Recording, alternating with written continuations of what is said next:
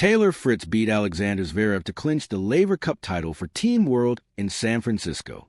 Fritz had already beaten Carlos Alcaraz of the Laver Cup in his first ever win over the world number one.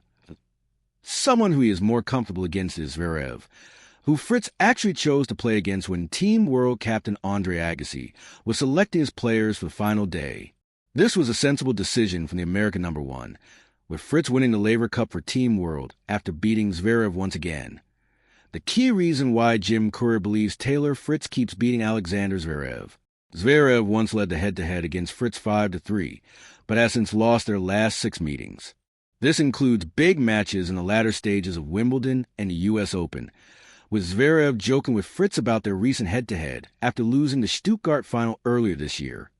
When discussing Fritz's dominance against Zverev on the latest episode of the Courtside with Bylinson Tennis Show, Tennis Hall of Fame journalist Steve Flink brought up a comment former world number one Jim Courier had made about this rivalry.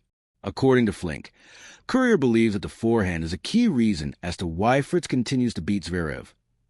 Jim Courier, I thought, analyzed it beautifully up front before the match, said Flink. He said, if you look and you compare their games, 2 great servers, you could argue about who is the better server.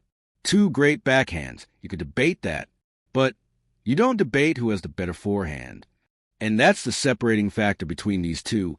And I thought actually there was a brief spell where Zverev's forehand was surprisingly good and aggressive and finding the corners, and it was terrific for a while. But he doesn't sustain his belief in it. He doesn't sustain his belief in continuing to go for it. And once he backs off a bit, then Fritz just jumps on him.